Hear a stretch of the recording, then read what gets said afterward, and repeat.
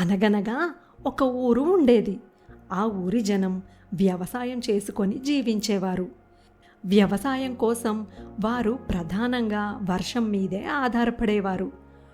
వరుసగా 2 సంవత్సరాలు వర్షాలు సరిగ్గా కురవక పంటలు సరిగా పండవు.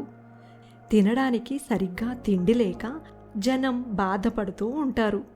అదే సమయంలో ఆ ఊరికి ఒక సాధువు వస్తాడు. ఆ సాధువు చాలా మహిమగలవాడని, ఏ కోరిక కోరినా తీరుస్తాడని తెలుసుకున్న ఊరి జనం అందరూ కలిసి సాధువు వద్దకు వెళ్తారు. అందరూ కలిసి సాధువు కాళ్ళ మీద పడి తమ కష్టం తీర్చమని వేడుకుంటారు. అప్పుడు సాధువు, మీకేం కావాలో చెప్పండి నాయనా, తప్పకుండా మీ కోరిక తీరుస్తాను అని అంటాడు. అప్పుడు జనం, స్వామి, పంటలు పండక, చిల్లి గవ్వ చేతిలో లేక, తినడానికి తిండి కూడా లేక అవస్థ పడుతున్నాము అని అంటారు. అప్పుడు సాధువు, సరే అయితే మీకోసం వాన కానీ వరహాల వాన కానీ కురిపించగలను.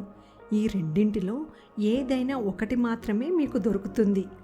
ఏది కావాలో బాగా ఆలోచించుకొని నిర్ణయించుకోండి అని అంటాడు సాధువు. ఇందులో ఆలోచించుకోవడానికి ఏముంది స్వామి, మాకు వరహాల వానే కావాలి. ధనం ఉంటే మేము గొప్పవాళ్ళం అవుతాము. ఏదైనా కొనుక్కోవచ్చు. మాకు వరహాల వాన కురిపించండి స్వామి అని అంటారు జనం. తదాస్తు, మీరు కోరుకున్నట్టుగానే జరుగుతుంది అని సాధువు చెప్పగా అందరూ సంతోషంగా వెళ్ళిపోతారు. అందరూ వరహాల వాన ఎప్పుడు కురుస్తుందా అని ఆశగా ఎదురు చూస్తుండగా వరహాల వాన రానే వస్తుంది.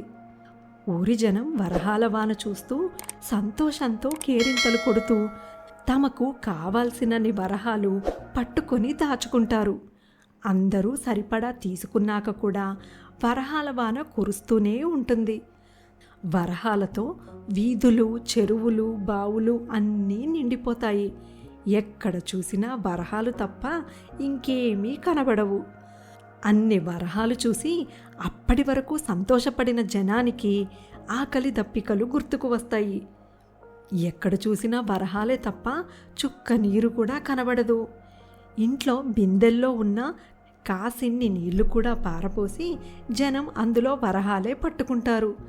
దాహం తీర్చుకోవడానికి చుక్క నీళ్లు కూడా లేక జనం అల్లాడిపోతుంటారు.